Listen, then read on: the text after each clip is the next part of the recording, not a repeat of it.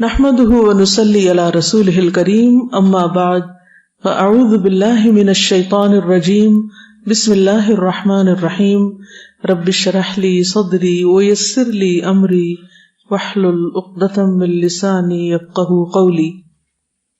سیدہ خولہ بنت ثعلبہ رضی اللہ عنہا. حضرت خولہ کا نام کس کس نے سن رکھا ہے؟ پہلے سب نے. کس قصے میں؟ زہار کے قصے میں. ٹھیک ہے. دختر انصار یعنی انصاری صحابیہ ہیں. نام خولہ، باپ کا نام ثعلبہ بن مالک بن سرم اور خاوند کا نام اوس بن صامت تھا، جو انصار کے نمائندے اور بحری جنگ کی شہیدہ سیدہ ام حرام بنت ملحان کے خاوند سیدنا عبادہ بن صامت کے بھائی تھے. ام حرام کے بارے میں پیچھے آپ پڑھ چکے ہیں. تو یہ ام حرام کی کیا لگی؟ دیورانی یا جٹھانی؟ دونوں کا فرق آپ کو پتا ہے؟ ٹھیک ہے، شکر ہے، کوئی تو معلومات ہیں. سیدہ خولہ رضی اللہ عنہا اور ان کے خاوند سیدنا اوس بن صامت کو پہلے مرحلے میں اسلام قبول کرنے کی سعادت حاصل ہوئی، یعنی سابقین الاولین میں سے. دونوں نے سیدنا مصعب بن عمیر کے ذریعے سے اسلام قبول کیا، جو اہل مدینہ کی طرف رسول اللہ صلی اللہ علیہ وسلم کے سفیر بن کر آئے تھے. سیدہ خولہ اور ان کے خاوند اوس بن صامت ان انصار میں سے تھے جن کے بارے میں رسول اللہ صلی اللہ علیہ وسلم نے درج ذیل فرمان ارشاد فرمائے: لولا الہجرۃ لکنت امرأ من الانصار ولو سلک الناس وادیا وسلکت الانصار وادیا او شعبا لسلکت وادی الانصار او شعب الانصار.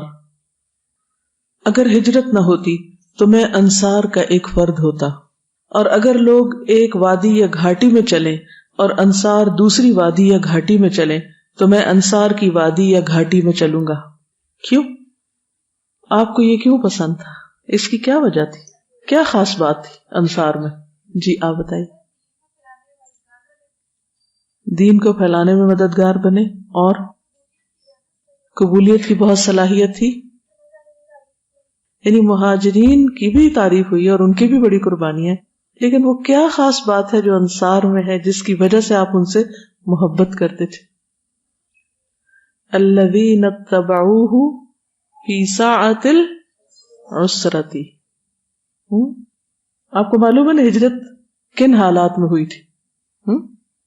قربانیاں تو اور بھی بہت لوگوں کی ہیں، لیکن اس قربانی کا یا اس مدد کا یا اس ساتھ کی بات ہی کچھ اور ہوتی ہے جو کسی کی ساعت الاسرہ میں کی جائے.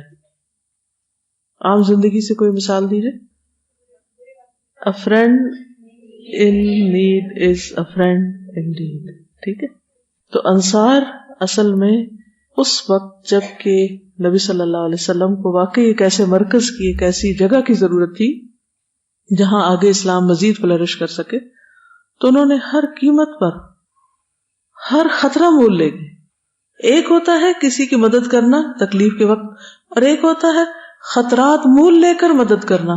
یہ اس سے بھی اعلیٰ درجہ ہوتا ہے، کیونکہ آپ کو وہ مکالمہ یاد ہوگا جو بیعت عقبہ کے موقع پر نبی صلی اللہ علیہ وسلم کا انصار کے ساتھ ہوا تھا، یا ہجرت سے پہلے جو آپ نے ان سے ایک طرح سے ٹرمز اینڈ کنڈیشنز طے کی تھی.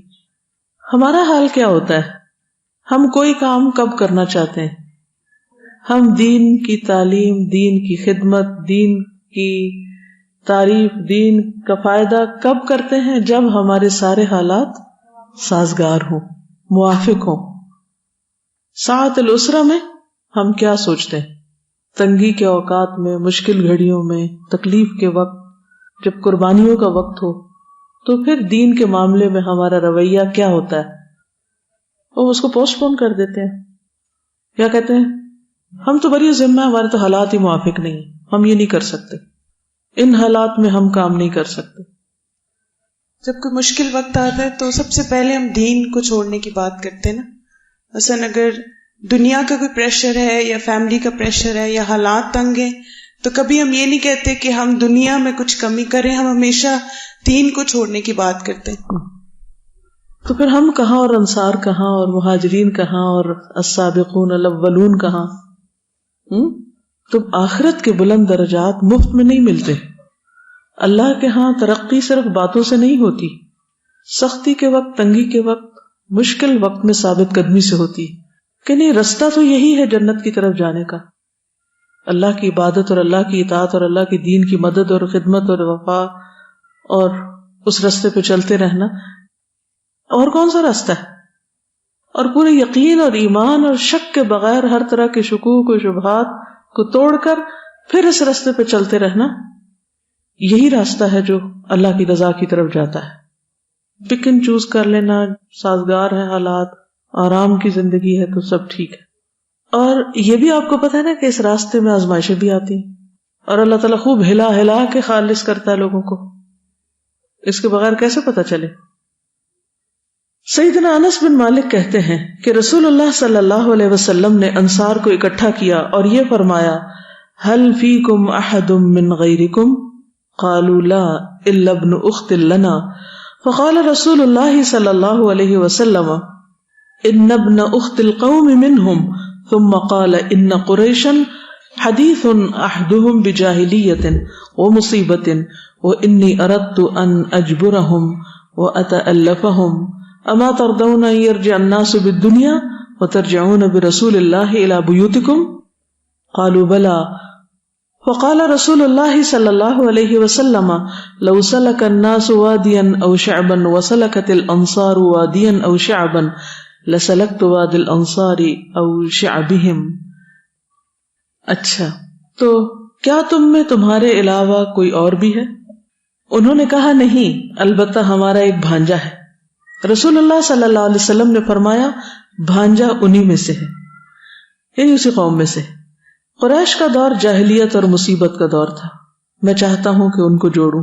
کیا تمہیں یہ پسند نہیں کہ لوگ دنیا لے کر واپس چلے جائیں اور تم اللہ کے رسول کو لے کر اپنے گھروں کی طرف جاؤ؟ انہوں نے کہا کیوں نہیں.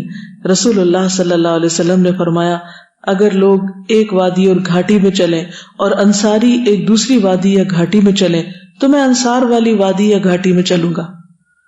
کب کہا تھا یہ؟ شاباش. جب غزوہ حنین کے بعد مال غنیمت تقسیم ہوا تھا اور حدیث العہد یعنی جو ابھی نئے نئے مسلمان ہوئے تھے ان کو آپ نے اتنا کچھ دے دیا، اور جو مکہ والے تھے یا قریش سبقت لے گئے مال لینے میں، تو کچھ ان کے دل میں بھی آ گئے. انسان تھے نا، ہم سب انسان ہوتے ہیں، اور بعض اوقات ہمارے دل میں آ جاتی یہ بات کہ فلاں کو فیور کیا جا رہا ہے اور مجھے پیچھے چھوڑا جا رہا ہے. بہن بھائیوں میں بھی آ جاتی. بعض اوقات جو بڑے بہن بھائی ان کو زیادہ قربانی کرنی پڑتی ہے، ہوتا ہے نا، چھوٹوں کو سب کچھ مل رہا ہوتا ہے تو بڑے کیا کہتے ہیں؟ آپ اسی کو ہمیشہ فیور دیتی ہیں. تو ماں کیا کہتی؟ وہ چھوٹا ہے. تو یہ بھی کیا تھے؟ اسلام میں چھوٹے تھے. قریش چھوٹے تھے نا، ابھی تو آئے تھے اسلام میں. ابھی تو مکہ سے 2000 افراد شریک ہوئے تھے غزوہ حنین میں. 10,000 مدینہ سے آئے تھے جب مکہ فتح ہوا تھا، اور 2000 مکہ فتح ہونے کے بعد وہیں سے شریک ہوئے تھے. یعنی ضروری نہیں کہ عین بیچ مکہ سے، مراد یہ کہ مکہ اور اطراف سے. تو چھوٹے تھے نا. جس نے چند دن پہلے اسلام قبول کیا گویا وہ چند دن پہلے پیدا ہوا، یہ مراد ہے. ٹھیک. تو انصار تو کئی سال پہلے آپ صلی اللہ علیہ وسلم کے لیے سب کچھ کر چکے تھے اور مسلسل قربانیاں دے ہی رہے تھے.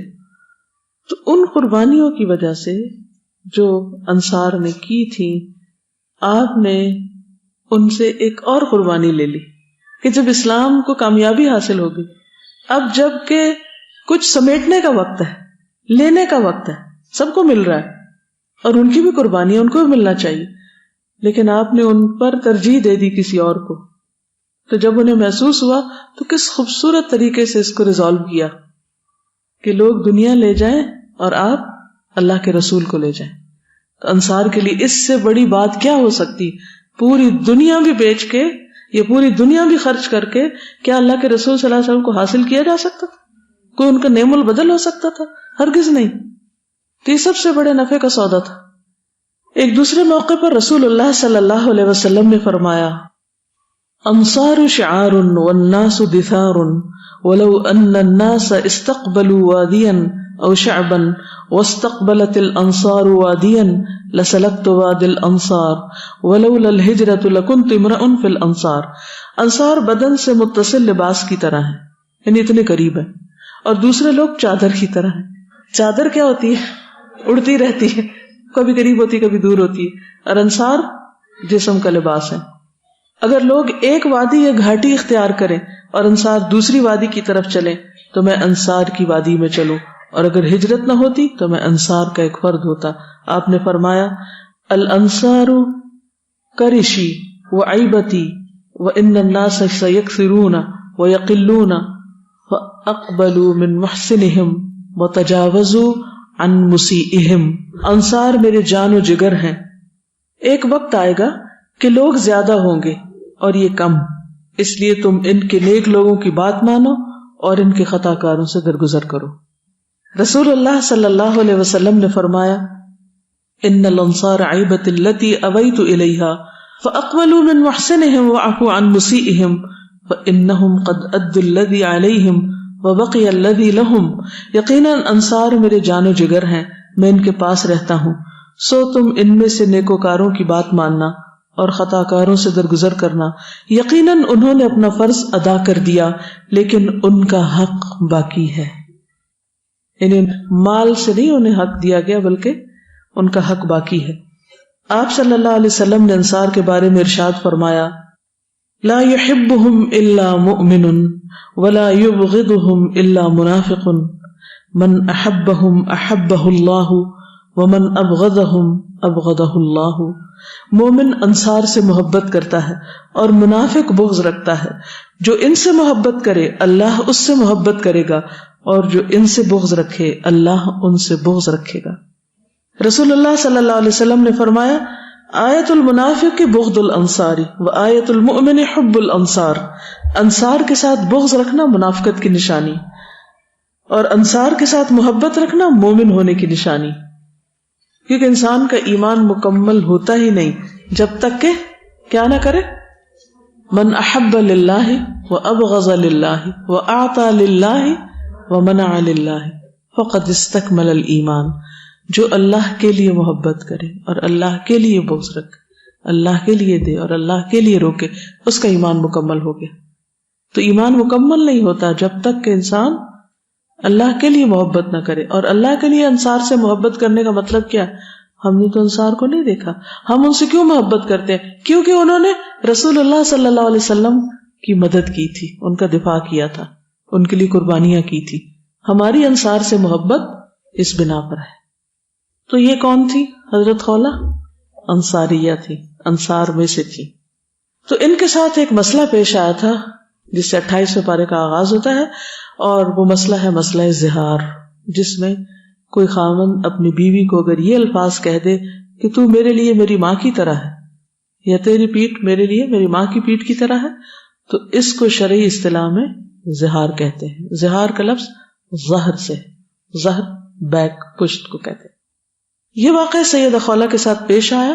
وہ فرماتی ہے کہ ایک روز رسول اللہ صلی اللہ علیہ وسلم نے ہم سے ارشاد فرمایا من جمع اللہ لہ اربع خصال جمع اللہ لہ خیر الدنیا والآخرہ. فقلنا له ما هي یا رسول اللہ؟ قال قلبا شاکرا ولسانا ذاکرا ودارا قصدا وزوجتا صالحہ. جس کو اللہ تعالیٰ 4 خوبیاں ایک ساتھ عطا کر دے، بیک وقت اس کے پاس یہ 4 چیزیں ہوں، اس کے لیے اللہ تعالیٰ نے دنیا اور آخرت کی خیر و بھلائی کو جمع فرما دیا، اس کو سب کچھ مل گیا. ہم نے پوچھا اللہ کے رسول وہ 4 خوبیاں کون سی ہیں؟ آپ نے فرمایا شکر گزار دل، جو ہر حال میں اللہ کا شکر ادا کرے، صرف اچھے حالات میں نہیں، تنگی میں بھی، تکلیف میں بھی، یعنی تنگی اور تکلیف کی حالت میں بھی نعمتوں کو یاد رکھے. ذکر الہی کرنے والی زبان، ہر حال میں زبان اللہ کے ذکر سے تر رہے. متوسط درجے کا گھر، بہت بڑا مینشن نہیں، ایسا گھر کہ جس میں انسان آرام سے رہ سکے، نہ بہت تنگ اور نہ بہت کھلا. بہت بڑے گھر کی کیا مشکل ہے، سارا وقت پھر اسی کی مینٹیننس میں لگا رہے گا. اور نیک بیوی، تو نیک بیوی جو ہے وہ انسان کے لیے دنیا اور آخرت دونوں میں بھلائیوں کا ذریعہ ہے. وہ شوہر کی بھی وفادار ہوگی، خیر خواہ ہوگی، وہ بچوں کی بھی اچھی تربیت کرے گی، وہ شوہر کو حلال کمائی پر بھی اکسائے گی، وہ بچوں کو گمراہی سے بھی بچائے گی، اور وہ خود بھی اللہ سے ڈرنے والی ہوگی، عبادت گزار ہوگی، اور اس کی خیر پھر نسلوں تک جائے گی. جیسے وہ بچی جس نے اپنی ماں کو دودھ میں پانی ملانے سے منع کیا تھا، تو حضرت عمر رضی اللہ تعالیٰ عنہ نے اس کے بارے میں سنا تو کیا کیا؟ اپنے بیٹے کے لیے اس کو پسند کیا، پرپوز کیا. جب سیدہ خولہ کا خاوند عمر رسیدہ ہو گیا تو اس کی طبیعت میں تلخی پیدا ہو گئی، اس کی گفتگو اور طرز عمل میں سختی آ گئی. اس نے اپنی بیوی کو اکثر و بیشتر ڈانٹ پلانا شروع کر دیا. ایک دن وہ اپنی بیوی سے بہت زیادہ ناراض ہوا، کہہ دیا کہ تو میرے لیے میری ماں کی طرح ہے. زمانہ جاہلیت میں اگر کوئی شخص اپنی بیوی کو یہ کہہ دیتا تو اس سے طلاق واقع ہو جاتی. یہ کہہ کر وہ غصے سے گھر سے باہر چلا گیا. یہاں ایک بات ہے کہ بڑھاپے کی وجہ سے طبیعت میں تلخی پیدا ہو گئی. یہ کیوں ہوتا ہے؟ بڑھاپے کی وجہ سے انسان ہنسنا، مسکرانا اور خوش رہنا چھوڑ دیتا ہے. کیا سب بوڑھے ایسے ہی ہوتے ہیں؟ کیا اس کو جنرلائز کر سکتے ہیں؟ نہیں. اس کیس میں ہو سکتا ہے کہ درست ہو. کیا وجہ کیا ہوتی ہے؟ بس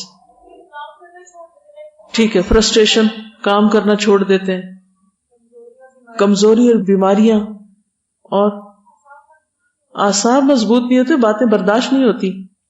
ویسے تو ینگسٹرز جن کے سب سے مضبوط ہوتے ہیں ان سے بھی نہیں ہوتی.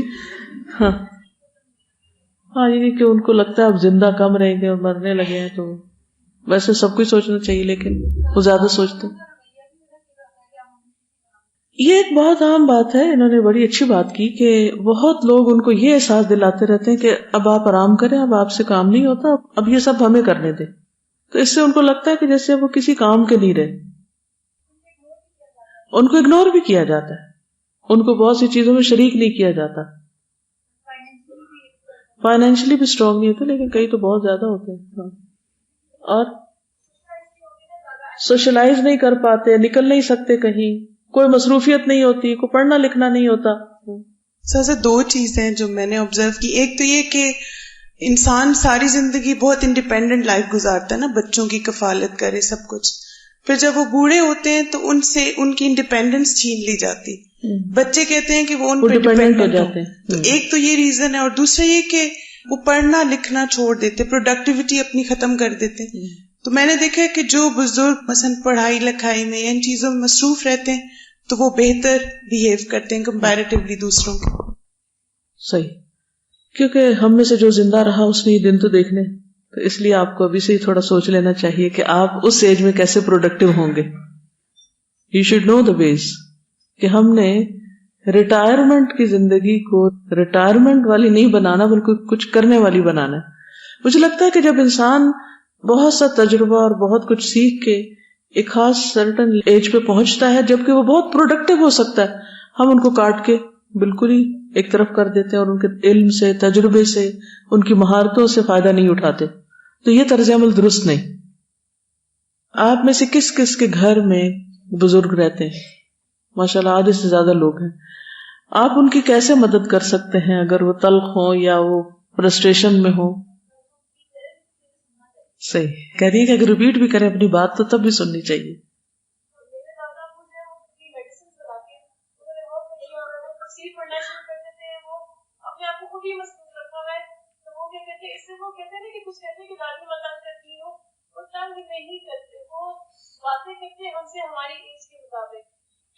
بالکل، یعنی کہ جو بڑے ہیں بچوں کے ساتھ ان کی زیادہ بنتی ہے عام طور پہ، کیونکہ وہ تھوڑا سا مزاج برابر ہونے لگتا ہے، بچے ہو جاتے ہیں وہ بھی، اور بچے ان کو زیادہ اچھے بھی لگتے ہیں اور بچے ان کی سن بھی لیتے ہیں اور وہ بچوں سے پیار بھی کرتے ہیں. بڑوں سے ان کی توقعات زیادہ ہوتی ہیں، تو جہاں توقعات زیادہ ہوں وہاں فرسٹریشن پہ زیادہ ہوتی ہے، پھر ان سے ناراض رہتے ہیں. تو بہرحال یہ بھی ایک فن ہے، گر ہے، آنا چاہیے کہ بزرگوں کے ساتھ کیسے زندگی بسر کی جائے، کیونکہ اس میں بہت ڈر ہوتا ہے اس بات کا کہ کہیں ہم ان کو اس طرح اگنور نہ کر دیں کہ کل پوچھ ہو جائے. کیونکہ انسان کی جنت اور جہنم کے دو دروازے ہیں، ماں باپ، خصوصاً اگر قریبی رشتے ہوں. چلیے، اوس بن صامت تھوڑی دیر بعد گھر آئے تو ان کے ہاتھ میں کھجوریں تھیں. بیوی سے کہا خالہ یہ کھجوریں کھا لو. انہوں نے کہا مجھے بھوک نہیں. انہوں نے کہا چلو میں یہ کھا لیتا ہوں. پھر انہوں نے بیوی کو تخلیہ کے لیے بلایا تو انہوں نے انکار کر دیا. کہا کہ میں آپ کے لیے حرام ہو چکی ہوں. کیونکہ دور جاہلیت میں طلاق ہو جاتی تھی. آپ نے مجھے ماں کی طرح کہہ دیا، اللہ کی قسم آپ میرے قریب نہیں آ سکتے جب تک کہ اللہ اور اس کے رسول مقبول کا حکم نہ ہو صلی اللہ علیہ وسلم. پھر سیدہ خولہ انہیں وہی چھوڑ کر حضور صلی اللہ علیہ وسلم کی خدمت میں حاضر ہوئی اور آپ کو ساری صورتحال سے آگاہ کیا. اس کی تفصیل ابو داؤد نے اپنی مشہور کتاب سنن ابی داؤد میں کچھ اس طرح بیان کی. خولہ بنت مالک بن ثعلبہ فرماتی ہے کہ میرے خاوند اوس بن صامت نے مجھے ماں کہہ دیا تو میں رسول اللہ صلی اللہ علیہ وسلم کی خدمت میں شکایت لے کر حاضر ہوئی.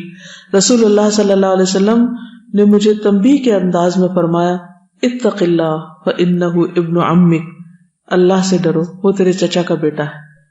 سیدہ خولہ فرماتی ہے کہ میں وہیں ٹھہری رہی یہاں تک کہ قرآن مجید کی درج ذیل آیات نازل ہوئی. ارشاد باری تعالیٰ ہے، اللہ نے سن لی اس عورت کی بات جو اپنے شوہر کے بارے میں تم سے تکرار کر رہی ہے اور اللہ سے فریاد کر رہی ہے. اللہ تم دونوں کی گفتگو سن رہا ہے، وہ سب کچھ سننے اور دیکھنے والا ہے. تم میں سے جو لوگ اپنی بیویوں سے زہار کرتے ہیں ان کی بیویاں ان کی مائیں نہیں ہیں، ان کی مائیں تو وہی ہیں جنہوں نے ان کو جنا. یہ لوگ سخت ناپسندیدہ اور جھوٹی بات کہتے ہیں، اور حقیقت یہ ہے کہ اللہ بڑا معاف کرنے والا اور درگزر فرمانے والا ہے. جو لوگ اپنی بیویوں سے زہار کریں پھر اپنی اس بات کی طرف رجوع کر لیں جو انہوں نے کہی تھی تو قبل اس کے کہ دونوں ایک دوسرے کو ہاتھ لگائیں ایک غلام آزاد کرنا ہوگا. اس سے تم کو نصیحت کی جاتی ہے اور جو کچھ تم کرتے ہو اللہ اس سے باخبر ہے. جو شخص غلام نہ پائے وہ 2 مہینے کے پے در پے روزے رکھے، یعنی بغیر ایک روزہ چھوڑے. اگر ایک بھی چھوڑ دیا دوبارہ سے شروع کرنا پڑے گا. قبل اس کے کہ دونوں ایک دوسرے کو ہاتھ لگائیں، اور جو اس پر بھی قادر نہ ہو وہ 60 مسکینوں کو کھانا کھلائے. یہ حکم اس لیے دیا جا رہا ہے کہ تم اللہ اور اس کے رسول پر ایمان لاؤ. اللہ اور اس کے رسول پر ایمان لاؤ. تو ایمان پھر کیا ہے؟ عمل کا نام، اللہ کی حدود کی پاسداری کا نام. یہ اللہ کی مقرر کردہ حدیں ہیں اور کافروں کے لیے دردناک سزا ہے. یہاں کافر کس کو کہا جا رہا ہے؟ جو اللہ کی حدوں کو توڑنے والے ہوں، اللہ کے قانون کو توڑنے والے ہوں، اللہ کی احکامات کی پرواہ نہ کرنے والے ہوں. تو اس سے ایمان کی ڈیفینیشن بھی بہت اچھی طرح سمجھ میں آ رہی ہے کہ ایمان صرف زبانی اقرار کا نام نہیں بلکہ ایمان عمل بھی ہے. رسول اللہ صلی اللہ علیہ وسلم نے فرمایا وہ ایک غلام آزاد کرے، کیونکہ ان آیات میں غلام کا ذکر ہے. تو سیدہ خولہ نے کہا اس میں یہ سکت نہیں کہ وہ غلام آزاد کر سکے. رسول اللہ صلی اللہ علیہ وسلم نے فرمایا تو وہ 2 ماہ کے مسلسل روزے رکھے.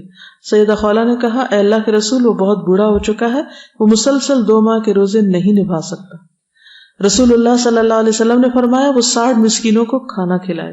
وہ کہنے لگی اس کے پاس تو کچھ بھی نہیں جسے وہ صدقے میں دے سکے.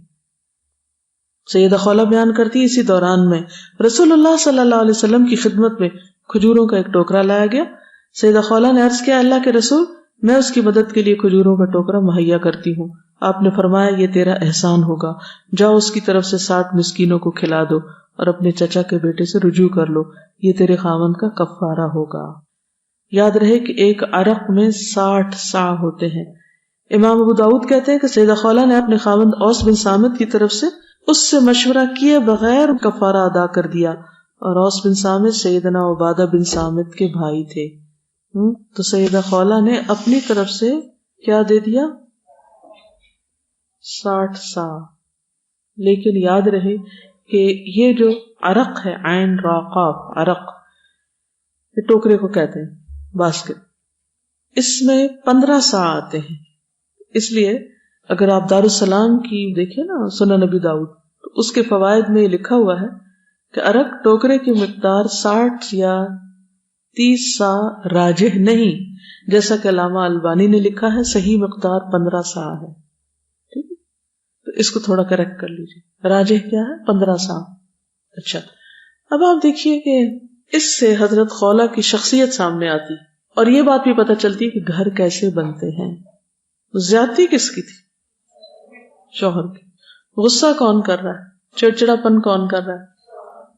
اور بیوی کیا کر رہی ہے؟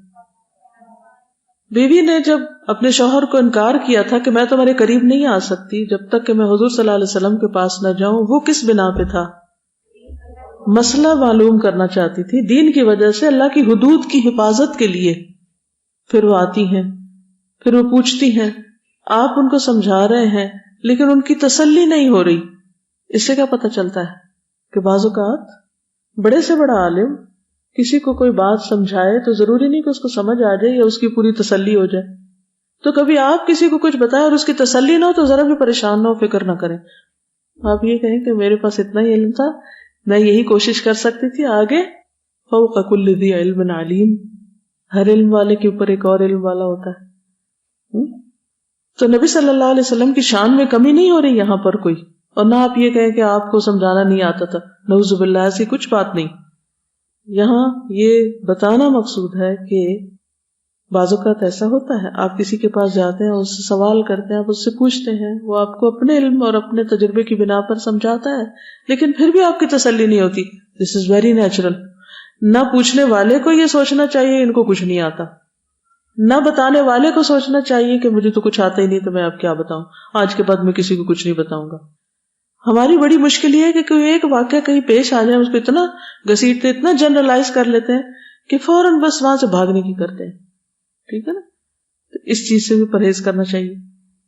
پھر آپ دیکھیے کہ وہ تجادلک، کس سے بحث کر رہی ہیں؟ اس سے بڑی عورت کی آزادی کیا ہوگی کہ اللہ کے رسول صلی اللہ علیہ وسلم ان کو یہ نہیں کہہ رہے کہ بحث بند کرو، میں نے بتانا تجھے بتا دیا. ان کو خاموش نہیں کرا رہے، وہ بار بار سوال کر رہی ہیں حتیٰ کہ وہی آتی. تو بعض اوقات ایسا ہوتا ہے کہ انسان کسی سے پوچھتا ہے، پھر پوچھتا ہے، پھر پوچھتا ہے. تو جس سے پوچھا جاتا ہے اس کو تنگ نہیں ہونا چاہیے. ٹھیک ہے نا؟ اگر کوئی آپ سے ایک سے دوسری سے تیسری بار پوچھ رہا ہو تو اس کا مطلب ہے کہ وہ کچھ سیکھنا چاہتا ہے، وہ کچھ جاننا چاہتا ہے.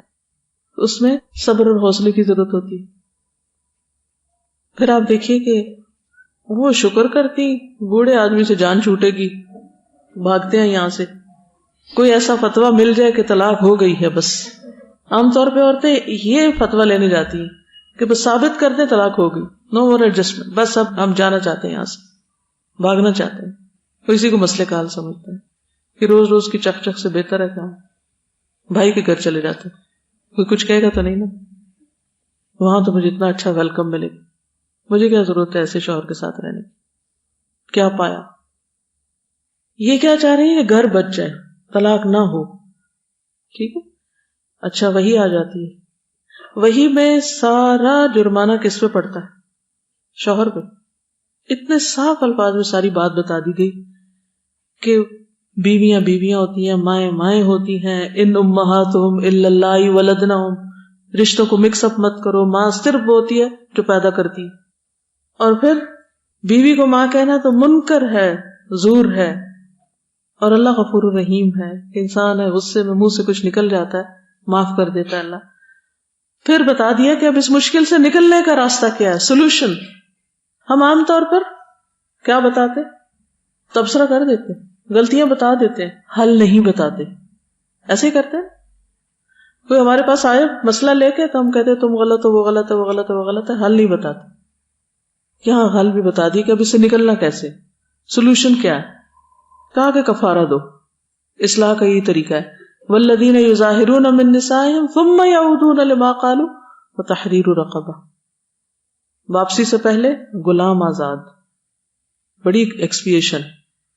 پھر اس کے بعد نہیں ہے کیونکہ ہر دور میں تو غلام نہیں ہونے تھے، اسی لیے قرآن قیامت تک کے لیے. تو کیا کرو؟ سیام. پہلا مال کا کفارہ، پھر ہے جان کا. نہیں ہے پھر کیا کرو؟ 60 مسکینوں کو کھانا کھلاؤ. اس میں ضرور کوئی حکمت ہوگی. 60 30 بھی ہو سکتے تھے، 70 بھی ہو سکتے تھے، 100 بھی ہو سکتے، لیکن 60. روزے بھی 60، مسکین بھی 60. اس وجہ سے فدیہ جو ہوتا ہے عام طور پہ ایک روزے کا ایک مسکین کو کھانا کھلانا. یہ سب کچھ کیوں؟ لِتُؤْمِنُوا بِاللَّهِ وَرَسُولِهِ، تجدید ایمان کے لیے. اور یہ اللہ کی حدود ہیں، ڈسپلن کیا گیا، پورا طریقہ کار بتا دیا گیا، چھوڑ نہیں دیا گیا بیچ میں. اور پھر ساتھ بتا دیا گیا کہ اگر باز نہیں آئے تو سخت سزا بھی تیار ہے. یعنی بعد میں اگر یا اس حکم کو سن کے بھی لوگ اگر یہ طریقہ اختیار کریں گے تو وہ اللہ کے حکم کا انکار کریں گے. یہاں کفر اصطلاحی معنوں میں نہیں ہے، کفر اصغر مراد ہے. ٹھیک. عذاب علیم ہے، دردناک عذاب، سزا ملے گی. پھر کتنا خوبصورت ہے ہمارا دین، کتنی جامع اور پرفیکٹ تسلی والی پوری بات ہے. اس کے بعد اب دیکھیے حضرت خولا کا کردار کیا ہے. وہ سن رہی ہے کیونکہ حضرت اوس تو یہاں نہیں ہے، وہی آئی ہے، آپ ہی مسئلہ لائی ہیں، آپ ہی کو سارا جواب مل رہا ہے، آپ ہی کو سارا حکم سنایا جا رہا ہے. اب وہاں بیٹھے بیٹھے وہ خوش نہیں ہو جاتی، چلو شکر اب مزہ آیا نا، غلام دینا پڑے گا، اب روزے رکھنے پڑیں گے، ایسا کچھ نہیں، کوئی انتقامی بات نہیں، بلکہ خود ہی دفاع بھی کرنے لگ جاتی ہے کہ اللہ کے رسول وہ بوڑھا شخص ہے، وہ روزے نہیں رکھ سکتا، اس کے پاس غلام نہیں ہے، وہ کھانا نہیں کھلا سکتا. سوچ رہے عورت کا کردار یہاں اس کے ساتھ زیادتی ہوئی ہے کہ شوہر نے غصے میں جو الفاظ کہے ہیں، لیکن جب شوہر کے خلاف ساری بات آتی ہے تو بھی وہ پھر اس کا دفاع کر رہی ہیں اور پھر اس کی مددگار ہیں، اور پھر اس روایت میں آ رہا ہے کہ وہ اپنی طرف سے جا کے یہ سب کچھ دیتی ہیں اور شوہر کو بتاتی بھی نہیں اور کفارہ ادا کر دیتی ہیں. کیونکہ ابو داؤد نے کیا کہا، خولا نے اپنے خاوند اوس بن صامت کی طرف سے ان سے مشورے کے بغیر کفارہ ادا کر دی، یعنی انہیں بتایا نہیں اور بس ان کی طرف سے کفارہ دے دی. اب آپ دیکھیے کہ جب صدقہ کرنا ہو تو کیا کرتے ہیں، بتا بتا کے جتا جتا کے دیتے ہیں. اسی لیے تو ہمارے حالات درست نہیں ہوتے. یہ اتنا بڑا حوصلہ، اتنا بڑا دل اور اتنی بڑی قربانی اور اتنا خوبصورت معاملہ کون کر سکتا ہے جس کے اندر واقعی ایمان؟ کیا یہ خاتون نہیں؟ کیا ان کے جذبات نہیں؟ کیا ان کے ساتھ زیادتی نہیں ہے؟ یہ کام وہی کر سکتا ہے جو اللہ کے لیے کرنے والا، جس کو پتا ہو ایک رب ہے جس نے میری بات سن لی ہے، وہ آگے جزا دینے والا بھی ہے. اور کچھ کہنا چاہیں آپ؟ بالکل، ایک پورا قانون آ گیا ایک عورت کے اس رویے کے ساتھ، قیامت تک کے لیے قانون مل گیا ہے سب مسلمانوں کو.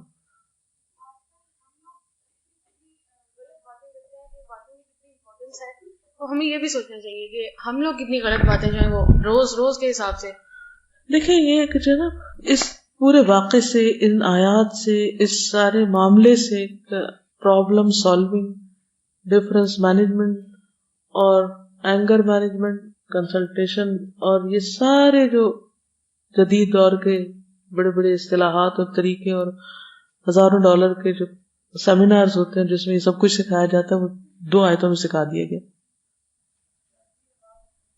جی ہاں، یعنی گھر بسانے میں، گھر بنانے میں عورت کا ایک بہت بڑا رول ہوتا ہے. لیکن زیادہ تر اب جو طلاقیں ہوتی ہیں، میں نہیں کہتی کہ عورتوں کو میں بلیم کرتی ہوں، دونوں طرف مسئلے ہوتے ہیں، لیکن بات یہ ہے کہ عام طور پر عورت کو بہت ٹھنڈے دل سے کام لینا چاہیے، اس سے گھر بن جاتا. سوچئے کہ چھوٹی چھوٹی باتوں پر تنگ آ کے، لڑائی جھگڑا کر کے بھاگ جانا اس سچویشن سے مسئلے کا حل نہیں ہوتا، کہیں بھی ہو. یہ تو چلو گھریلو زندگی ہے، کسی کے بھی ساتھ آپ کو رہنا پڑے، کسی بھی سچویشن، کسی بھی موقع پر، تو ساری انرجی اس پہ نہیں لگانی چاہیے کہ مجھے بھاگنا کیسے یہاں سے. بہت سے لوگ آسمان سے گر کے کھجور میں ٹک جاتے ہیں، بھاگ پھر بھی نہیں سکتے. دیکھنا یہ چاہیے کہ اگر کھجور میں بھی گر گئے ہیں تو کس طرح دامن بچا کے اب نکلنا ہے. تو حل دیکھا کریں، حل کیا ہے، کون سی چیز ہے جو چھوڑی جا سکتی اور کون سی نہیں چھوڑی جا سکتی، یہ بھی ضروری ہے. ٹھیک ہے نا؟ یہ نہیں یا کہ ایک دم سے کہیں کہ جی اب میں یہ چاہتی ہوں اس لیے میں اللہ سے مشورہ کیے بغیر خود سے خود فیصلہ کر لوں. وہ گئیں اور تب تک انہوں نے کوئی فیصلہ نہیں کیا جب تک اللہ کا حکم نہیں آیا. تو ہمیں دیکھنا ہے کہ ہم ہر معاملے میں اپنا خود سے خود ہی فیصلہ کر لیتے ہیں، ہم اللہ کا حکم نہیں دیکھتے اس میں. اگر خواتین پہ زیادتی ہوتی ہے نا تو وہ مطلب ارد گرد پھیلا دیتی ہیں بات کو، فرینڈز میں اسپیشلی بتاتی ہے، پھر اس کے بعد آ کے پیرنٹس کو بتاتی ہیں. تو انہوں نے سب سے پہلے کسی کو نہیں بتایا، سب سے پہلے اس بندے کے پاس لے کے گئی ہیں جہاں معاملہ حل جہاں سے صحیح جواب ملنا تھا. ٹھیک ہے، ویری رائٹ. اور رسول اللہ صلی اللہ علیہ وسلم کا فرسٹ جو تھا نا اس بات کہ اللہ سے ڈرو، وہ تیرے چچا کا بیٹا ہے. وہ یہ بھی کہہ سکتے تھے کہ وہ تیرا شوہر ہے. تو مجھے اس بات سے پتا چل رہا تھا کہ وہ ریلیشنز جو بلڈ ریلیشنز ہیں یہاں پہ اس کی کتنی ویلیو ہے. وہ پہلے آتے ہیں، تو ہمیں ان میں بھی بہت زیادہ کانشیس بالکل. ایک ہوتا ہے یعنی شادی ہوتی ہے غیروں میں، ایک ہوتی ہے اپنوں میں. اپنوں میں جب رشتے خراب ہوتے ہیں نا تو وہ صرف 2 میاں بیوی کی سپریشن یا جدائی نہیں ہوتی، بلکہ وہ تو 2 خاندانوں کی آپس میں ہمیشہ کے لیے بات چیت ختم ہو جاتی ہے. تو آپ اس ریلیشن کو یاد کرا رہے ہیں تاکہ یہ دیکھا جائے کہ اس جدائی سے کتنے بڑے مسائل پیدا ہو جائیں گے. نیکسٹ. تقویٰ سے جو ہے وہ ہر مصیبت سے نکلنے کا راستہ مل جاتا ہے. جیسے اللہ تعالیٰ فرماتے ہیں وہ جب پھنس گئے اس مسئلے میں کہ اب وہ کہاں جائیں اپنے بچوں کو لے کے، تو اللہ تعالیٰ نے ایسا راستہ نکالا کہ بالکل. اس میں ایک عورت کی پاور آف ڈیسیژن کا بھی پتہ چلتا ہے کہ جب وہ پہلی دفعہ ان کے ساتھ جاتی ہوئی تو وہ فوری طور پر ڈیسیژن لیا کہ میں نے اس کے مسئلے کے بارے میں جانا ہے. اور سیکنڈلی جب ان کے شوہر کے بارے میں بھی اللہ تعالیٰ نے بتا دیا کہ اس طریقے سے اس مسئلے کا حل ہے، تو اس معاملے پہ بھی انہوں نے ڈیسیژن لیا کہ اس طریقے سے میں اس کو بچا سکتی ہوں یا اس کا کفارہ اس طریقے سے ادا کر سکتی ہوں. تو عام طور پہ عورتیں سوچنا شروع ہو جاتی کہ میں کس سے مشورہ کروں اور یہ وہ، تو جو اللہ تعالیٰ کا حکم آ گیا تو اس پہ فوری طور پر اس میں آپ دیکھیے ایک خاص بات جو مجھے آیت بہت اچھی لگتی ہے، وہ آیت کا یہ حصہ ہے وَتَشْتَكِي إِلَى اللَّهِ. ہمیشہ جس شخص کا تعلق اللہ سے ہوتا ہے نا، وہ شکایت اللہ کے پاس لے کے جاتا ہے. بندوں کی بھی، بندوں سے پہلے وہ اللہ کے پاس لے کے جاتا ہے کہ اللہ میرے ساتھ یہ زیادتی ہو رہی. حضرت یعقوب علیہ السلام نے کیا کہا تھا؟ بچوں نے تنگ کیا تھا، انما اشکو بثی وحزنی الی اللہ. ہمیں یہ گر نہیں آتا. اگرچہ وہ حضور صلی اللہ علیہ وسلم کے پاس مسئلے کے حل کے لیے آئی ہیں، لیکن فریادیں پھر بھی کس سے کر رہی ہیں، مدد کس سے مانگ رہی ہیں؟ استعانہ، استغاثہ، سب کچھ اللہ سے. وتشتکی الی اللہ وَأُفَوِّضُ أَمْرِي إِلَى اللَّهِ. اس میں جو ایک رائٹر ہے اس کے وہ دیکھتے ہیں کہ بچے جو ہیں آپس میں کھیل رہے ہیں، گلی میں لڑ رہے ہیں، اس کے بعد دو بچوں کی لڑائی ہوتی ہے، وہ ایک اندر چلے جاتا ہے، ناراض ہو کے گیا ہوتا ہے، تھوڑی دیر بعد واپس آ کے دوبارہ کھیلنے لگ جاتا ہے اور آ کے کہتے ہیں میں نے اپنی امی سے کہہ دیا.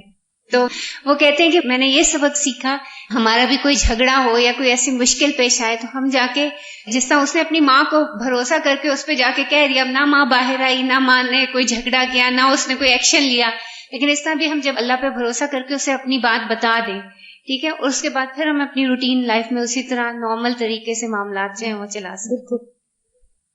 استاذہ ایک چیز جو میں نوٹ کر رہی تھی وہ یہ تھا کہ جب یہ پرابلم ہوئی تو انہوں نے اپنے ہسبینڈ سے نہیں کہا کہ تم جاؤ اور پوچھ کے آؤ، بلکہ وہ خود انیشیٹو لیا ایک چیز کا.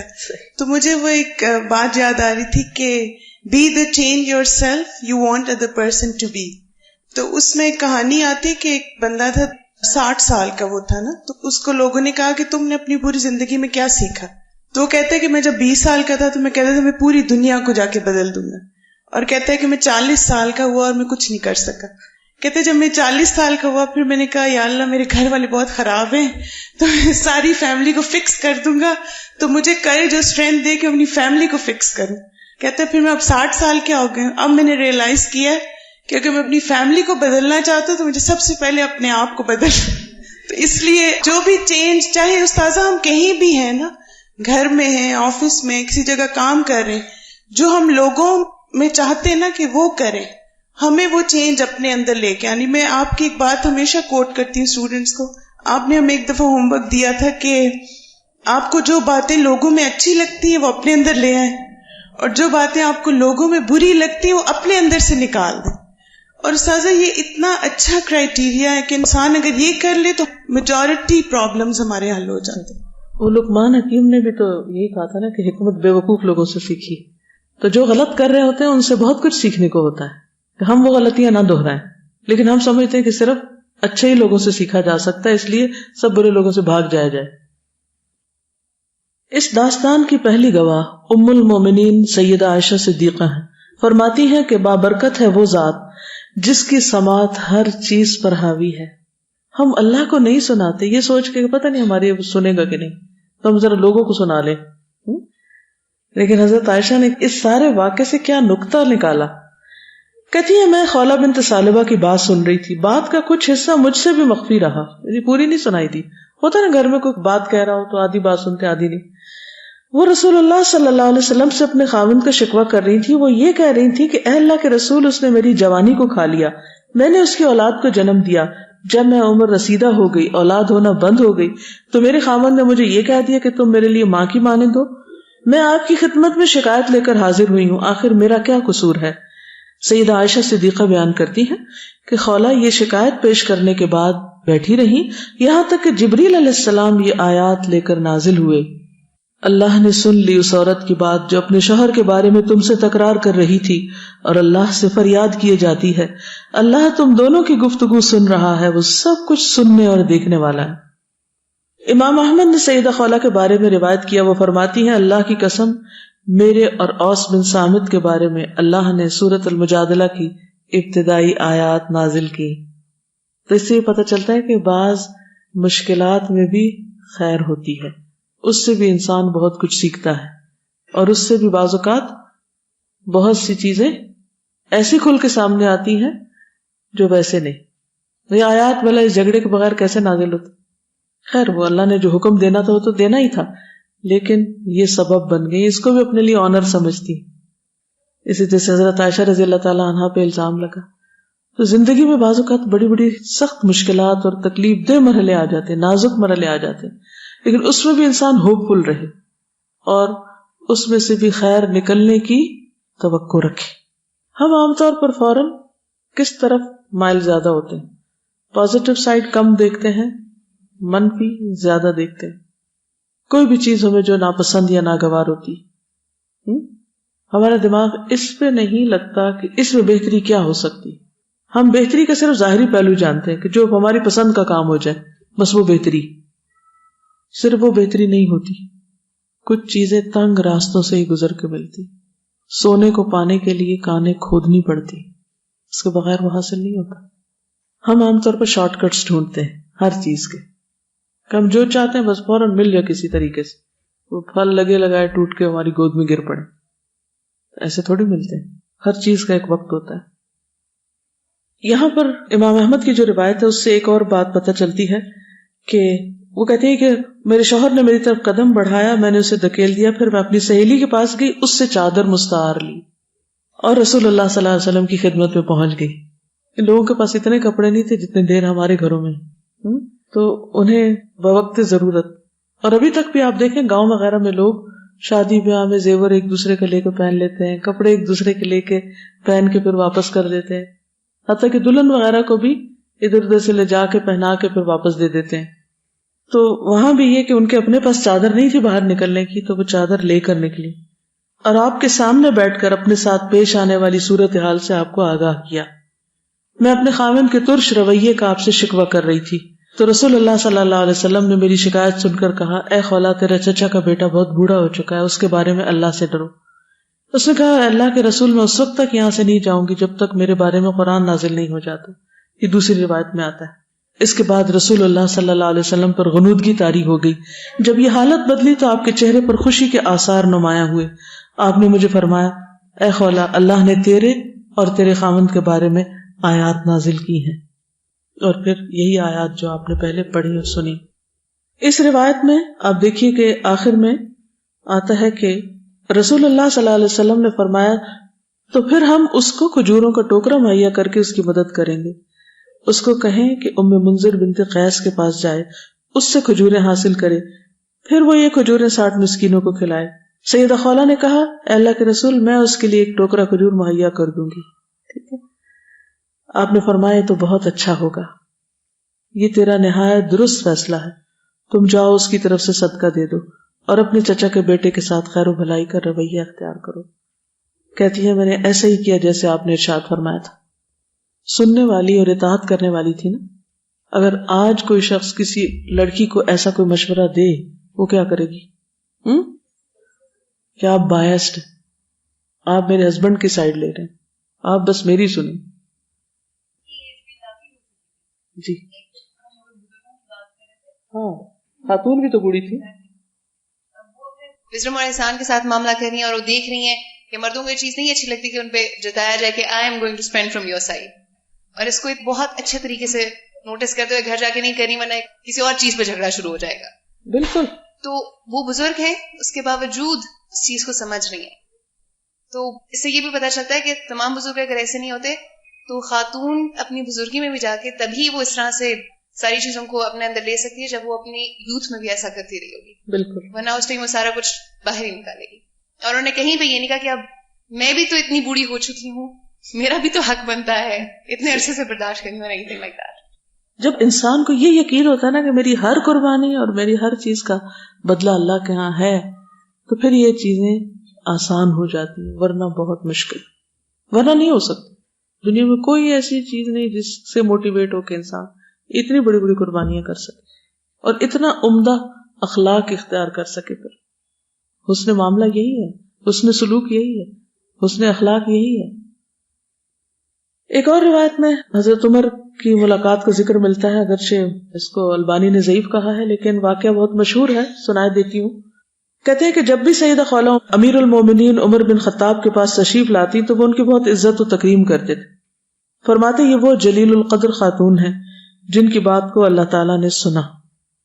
یہاں سے ایک اور بڑی اہم بات پتہ چلتی ہے اور وہ ہے دوسرے کی بات کو سننا. مسئلہ حل جب ہی ہوتا ہے جب دوسرے کی بات سنی جائے. اگر کوئی شخص اپنی تکلیف یا اپنا کوئی مسئلہ آپ کے پاس لے کر آئے اور آپ منہ ادھر موڑ کے دیکھ رہے ہیں اور اس کی بات سنتے ہی نہیں ہیں، توجہ ہی نہیں دیتے، کان ہی نہیں دھرتے، تو مسئلہ کیسے حل ہوگا؟ نبی صلی اللہ علیہ وسلم جب کسی کو سنتے تھے تو کیسے سنتے تھے؟ پوری توجہ کے ساتھ اپنا جسم موڑ لیتے تھے. کیا یہ سنت نہیں ہے؟ کیا خیال ہے؟ یہ سنت ہے؟ اس میں کس کے لیے سبق ہے؟ استادوں کے لیے، انچارجز کے لیے، میرے لیے، آپ کے لیے. کوئی طالب علم، کوئی ہمارے ساتھ کام کرنے والا جب کوئی بات کرے تو توجہ سے سنے. طالب علم کوئی سوال کرے توجہ سے سنے. وہ کیا کہہ رہا، ہو سکتا بہت حماقت والی بات کر رہا ہو، لیکن سننا لازم ہے ورنہ مسئلہ حل نہیں ہوگا. ایک دن سیدنا عمر مسجد سے نکلے، ان کے ساتھ جارود بن معلا تھے. انہوں نے سیدہ خولہ کو راستے میں دیکھا تو کہا اے ام عامر السلام علیکم. انہوں نے سلام کا جواب دیا، پھر فرمانے لگی اے عمر میں نے تجھے اوقاز کے میلے میں دیکھا، اس وقت تیرا نام عمیر تھا، تم اپنی لاٹھی سے بھیڑ بکریاں چراتے تھے، پھر کچھ عرصے بعد تیرا نام عمر رکھ دیا گیا، پھر تم امیر المومنین بن گئے. رعایا کے معاملات میں اللہ سے ڈرتے رہنا اور خوب اچھی طرح جان لو جو شخص اللہ کی وعید سے ڈر گیا اللہ تعالیٰ اس کے لیے بعید کو قریب یعنی دور کو قریب کر دیتا ہے. جو موت سے ڈر گیا وہ وقت ضائع کرنے سے اندیشہ محسوس کرتا ہے. جس نے حساب کو یقین کر لیا وہ عذاب سے خوف زدہ رہتا ہے.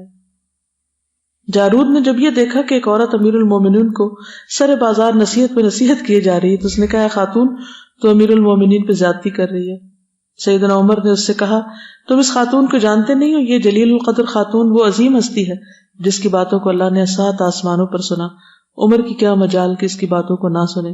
اللہ کی قسم جب تک یہ باتیں کرتی رہے گی عمر کھڑا سنتا رہے گا. عمر رضی اللہ تعالیٰ عنہ نے ان کی ساری باتیں سنی اور انہوں نے جو مطالبہ کیا اسے پورا کیا. تسلی سے نصیحت آموز باتیں کرنے کے بعد سیدہ خالہ وہاں سے واپس ہو گئی.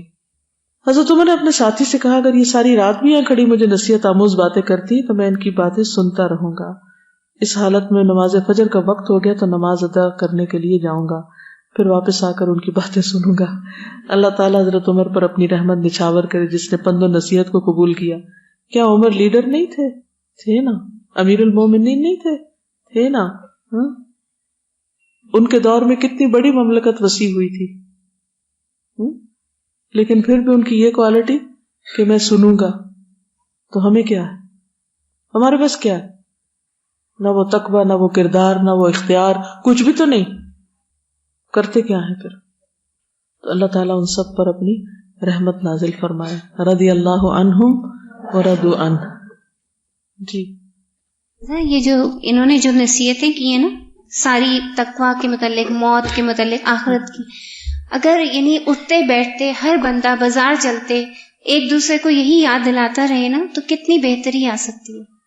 آج کل تو بات کرنی مشکل ہے، کسی کو یہ کہنا بڑی ضرورت چاہیے اس کے لیے، کسی کو موت یاد دلا دینا یا آخرت کی یاد دلا دینا. عموماً جب ہم یہ ہسبینڈ وائف کا ریلیشن آتا ہے تو اس میں ہم یہ سمجھتے ہیں کہ شاید یہ برابری ہے، کیونکہ ایک ہے ایسا ریلیشن کہ اس میں ہے بھی اور نہیں بھی، دونوں ہی ہیں. لیکن دیکھا جائے تو پریکٹیکلی یہی ہوتا ہے کہ دونوں کمپرومائز کر رہے ہوتے ہیں، کیونکہ جو بھی اچھا کپل ہے وہ گڈ کمپرومائزر ہوتے ہیں، یعنی تب وہ جا کے اچھے کہلاتے ہیں، وہ کوئی ایک جیسے نہیں ہوتے. جیسے مرد بھی کمپرومائز کرتے ہیں لیکن وہ کمپرومائز کرتے ہیں تو عورت سیکریفائز کرتی ہے، یعنی یہ بیلنس اس طرح چلتا ہے. مرد سیکریفائز کم کر رہے ہوتے ہیں تو کمپرومائز اور سیکریفائز ملتا ہے تو گڈ کمبینیشن ہے. گڈ. میں یہ دیکھ رہی تھی کہ جو میاں بیوی کا ریلیشن ہے، جو ہمارا مذہب اس کا کانسیپٹ دیتا ہے کہ وہ تمہارا لباس ہے اور تم ان کا لباس ہو، تو ریلیشن سپوائل ہوتے ہیں جب پرائیویسی نہیں رہتی. یعنی کہ اگر بیوی کو کوئی شوہر سے مسئلہ ہے تو وہ 20 لوگوں میں اس کو ڈسکس کرتی ہے. اور ہمارے ہاں گھر اسی لیے ٹوٹتے ہیں کہ اگر کوئی مسئلہ ہو بھی گیا تو بجائے اس کی کہ جیسے وہ نبی صلی اللہ علیہ وسلم کے پاس چلی گئی کہ مجھے سلوشن چاہیے، ہم اتنا اس بات کو پھیلا دیتے ہیں کہ مرد سم ٹائم اریٹیٹ ہو جاتے ہیں اور وہ کسی کنسیلیشن پر نہیں آتے ہیں. تو جو پرائیویسی ہوتی ہے اس کو مینٹین رکھنا یہ بڑی اہم بات کی آپ نے. اور اس میں ہوتا پتہ ہے کیا نقصان کیا ہے؟ جب 10 لوگوں کو بات پتہ چل جاتی ہے نا، تو پھر اگر کسی وجہ سے صلح کرنا بھی چاہے نا ہسبینڈ وائف، تو دوسرے لوگ تانے دینے لگتے ہیں یا وہ مذاق اڑاتے ہیں یا کوئی بیچ میں بات کر دیتے ہیں، جس کی وجہ سے پھر بنتی بات پھر بگڑ جاتی ہے. دوسری بات یہ کہ جیسے انہوں نے اتنے زیادہ کھجوریں اپنے ہسبینڈ کی طرف سے صدقہ کر دی، ٹھیک ہے، وہ اتنے پور تھے، ان کے ہسبینڈ کے وہ غلام بھی نہیں آزاد کر سک رہے تھے، روزے بھی نہیں رکھ سکتے تھے اور صدقہ بھی نہیں کر سکتے تھے. لیکن ان کی جو بھی انکم تھی، جو بھی ان کا سورس تھا، انہوں نے اپنی طرف سے صدقہ کر لیا. اب میں کیا کروں گی کہ میں نے اگر کوئی نیا جیولری سیٹ لینا ہے، نیا سوٹ لینا ہے، کوئی کراکری مجھے پسند آ گئی ہے، تو وہ جو میرے ہسبینڈ کی یا میری انکم ہے اس میں سے میں جیسے کھینچ تان کے اس کو ضرور لوں گی. لیکن اگر مجھے صدقہ کرنا پڑ جائے گا نا، پیسے نہیں ہوں گے، تو میں ہسبینڈ کو ہی سامنے رکھ کے کہوں گی کہ اچھا یہ صدقہ کر لوں، یہ یہاں سے لے لوں، آپ کی فلانی مطلب اس انکم میں سے لے لوں، یعنی کہ فوراً وہ چیز جہاں سے مجھے یقین ہوگا کہ انکار ہی ہوگا. تو پھر ہم الزام ڈال دیں گے، پھر ہم کو بڑے ہم کہاں سے کریں کہ میرے پاس تو اتنا نہیں تھا کہ میں دے سکتی ہوں، میرے ہسبینڈ مجھے اجازت نہیں دیتے. آپ کی اس بات سے ایک اور چیز مجھے یاد آئی کہ عام طور پر عورتیں جب فائنینشلی اسٹیبل ہوتی ہیں یا ان کے اپنے پاس ہوتا ہے تو وہ کہتی ہیں ہمیں خاوند کی کیا ضرورت، ہمیں اس سے کیا لینا، ہم اپنا گزارا خود چلا سکتے ہیں، ہم انڈیپینڈنٹ رہنا چاہتے ہیں. یہ ایک بہت بڑا فیکٹر ہوتا ہے گھر ٹوٹنے کا. تو یہاں پر آپ دیکھیں کہ وہ فائنینشلی اسٹیبلشڈ ہیں تبھی صدقہ کر رہی نا شوہر کی طرف سے، یا اگر نہیں بھی اسٹیبلشڈ اللہ عالم کیا تھی، لیکن شوہر کے مقابلے میں تو زیادہ تھا نا، انہیں پتا تھا شوہر نہیں کر سکتا، میں کر سکتی ہوں، اور پھر آگے بڑھ کے دے بھی رہی. ایسی پوزیشن میں عام طور پر عورتیں بہت مشکل گزارا کرتی ہیں جب وہ یہ سمجھتی ہیں کہ میرے پاس بہت کچھ ہے. اچھا، ایک اور چیز جو مجھے بڑی اچھی لگی ہے وہ یہ تھی کہ چاہے یہ واقعہ ہو، واقعہ زہار یا واقعہ عفق، دونوں میں یہ پتہ چلتا ہے کہ اللہ تعالیٰ سے بہتر جسٹس کرنے والا کوئی نہیں، کہ جب ہم کسی بھی تکلیف کا شکوہ اللہ تعالیٰ سے کرتے ہیں تو اللہ تعالیٰ پھر اس میں ایسی جسٹس کرتے ہیں ہمارے ساتھ کہ کوئی انسان کر ہی نہیں سکتا. یعنی اس معاملے پہ بھی اگر ہم ذرا سا غور کریں تو شاید کوئی اور یہی فتویٰ دیتا کہ طلاق ہو گئی ہے، لیکن اللہ تعالیٰ نے گنجائش نکالی ان کے لیے. تو جتنے بھی اللہ تعالیٰ نے ہمیں احکامات دیے، اگر ہم ان سب کو سامنے رکھتے ہوئے اور ویسے بھی عام زندگی میں بھی اپنے مسائل کا حل اللہ کے آگے رکھیں تو ضرور انشاءاللہ وہاں سے جسٹس ہوگی. بالکل. حضرت عائشہ کے معاملے میں بھی تو کسی نے مشورہ دیا تھا نا کہ آپ کو اس سے بہتر بیوی مل جائے گی، چھوڑ دیں آپ. اگر آپ غور کریں نا تو ہمارے بڑے انسٹنٹ ریاکشن یہی ہوتے ہیں، چھوڑے اس کو، چھوڑ دو، بس یہ بات چھوڑ دو، ختم کرو. یہ ہماری ویکنیسز ہوتی ہیں. جی، اگر خواتین لرننگ اینڈ پہ ہوتی ہے، یس، عزت نہیں کرتی، ڈیگریڈ کرتی. وہ کہتے تم کس بات کے قوام ہو، خرچ تو میں کر رہی ہوں. اور کسی پہ خرچ کر کے پھر اس کے بعد اس کو تانے دینا کہ میں نے کیا ہے تمہارے لیے، یہ اور زیادہ نقصان دہ، کیا کرایا تباہ. کہ وہ کہتی کہ یہی صدقہ کرے، میں کیوں کروں، تو پھر وہاں پہ بات پھر خراب ہو جاتی ہے. پھر وہی بات ہوتی، تیرے پیسے میرے پیسے، میرے پیسے میرے پیسے.